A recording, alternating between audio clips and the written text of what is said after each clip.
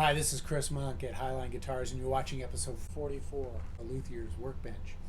Back in episode 35, I demonstrated a simple jig that I came up with, which attaches to my Dremel, and it uses either a diamond cutting bit or a tungsten cutting bit to nip off just the very end of the tang on the fret wires, so that way the fret tangs don't stick out the side of the fretboard. And it's also handy if you're binding a fretboard. And I got a lot of good responses for this tool. A lot of people, I think, want to try and make one themselves, maybe even make some improvements on it. But there were a couple of issues with this tool that I've encountered. The main one is those bits, the diamond cutting bit and the tungsten cutting bit, don't last very long. So you've got to you got to keep changing them out as you're doing your frets, and that can get kind of expensive. It's definitely a very convenient way to do it, but it can be kind of an expensive way to do it. Well, in that video, I had also showed just very briefly the old way that I used to nip the fret tangs, and that was with one of these modified sheet metal nippers. And I got several questions from people who wanted to know more information about this one. So in this video, what I want to do is I want to show a couple of alternate techniques to using the Dremel for removing that fret tang, and I think you'll find this pretty interesting. So let's get started. So basically all this is a modified sheet metal nipper, and I picked this up at a local hardware store. I think I paid like $5 for this thing, and you can find them on eBay. They usually run around 15 bucks or so. But to modify it so you can nip fret tangs, all I had to do was grind a slot along this front edge, which is just in front of the cutting head. And the way it works is you take your fret wire and you lay it in there sideways so that the crown is in that slot, and then the tang is presented to the cutter. And then you just squeeze the handle, that cutter comes down, and it snips off just the ends of the tang. At least it's supposed to in theory. The reality is about half the time that I use this tool, it would, instead of clipping off the tang, it would just bend it over. And that's frustrating because it becomes really difficult to remove that bent over piece of fret tang. The other problem was when it would remove that little piece of metal, a lot of times it would fall down inside of the nipper itself and it would jam. Now, if I was lucky, I could bang it against the table and that piece would fall out and then the head would pop back up again. But more often than not, I ended up having to completely dismantle this tool to get that little piece of metal out so I could keep working. The other problem was it takes a considerable amount of force to snip off the tang. And as a result, I found I had to wear fairly heavy leather gloves. Otherwise, that snapping action would result in blood blisters on my fingers. So obviously, as you can see, I wasn't too thrilled with this tool. And, I use it for a number of years because I didn't really have an alternative. But after a lot of frustration and blood blisters, and I finally decided I'm going to try a different approach. And what I came up with was this simple tool. And this is probably one of the best guitar building jigs I've ever come up with.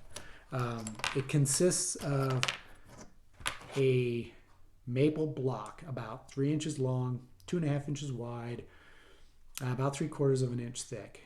Those dimensions aren't critical. That's just the size that this piece happened to be. And then along the center line of the top, I took one of these hobby files and I ground a groove. It's kind of at an angle. It gets deeper at this end than it is at this end. And what that does is it allows me to lay a piece of fret wire in there upside down, so crown side down, tang side up, and it holds it into position. Then I drilled a couple of holes about 1/4 of an inch deep, and then took some inch-long number 6 machine screws. I hacksawed off the heads and placed those into the holes with some epoxy so that would hold them into place permanently.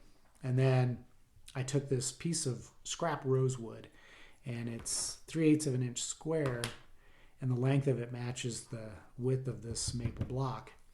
And then I drilled a couple of holes to correspond to these machine screws, and these holes are drilled slightly larger than the screws themselves, so that the block of rosewood can slide up and down on those screws.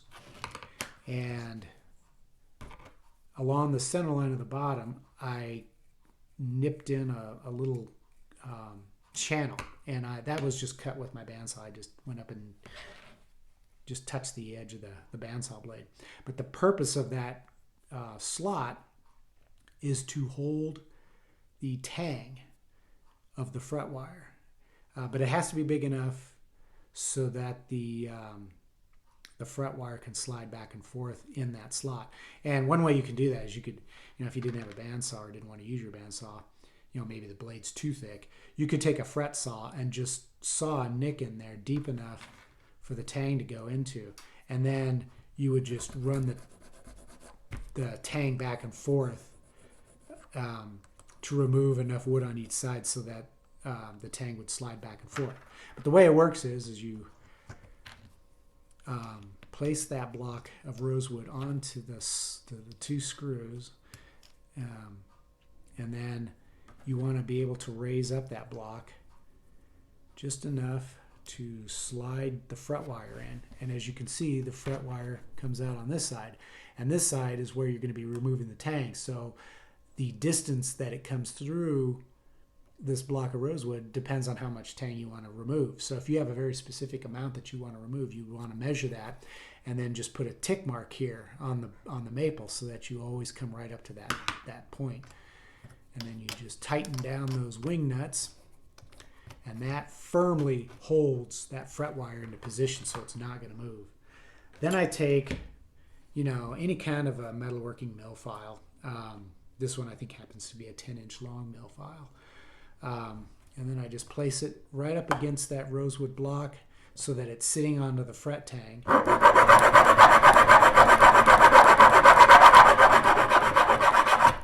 And that's it. It's been completely removed.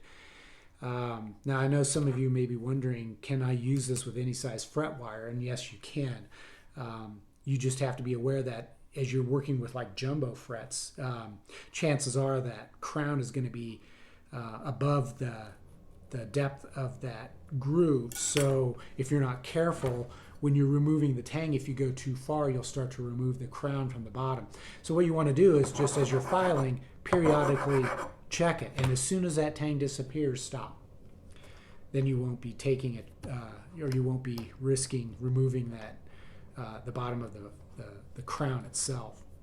And then I just flip it around, put it in there, tighten up these screws, or the wing nuts.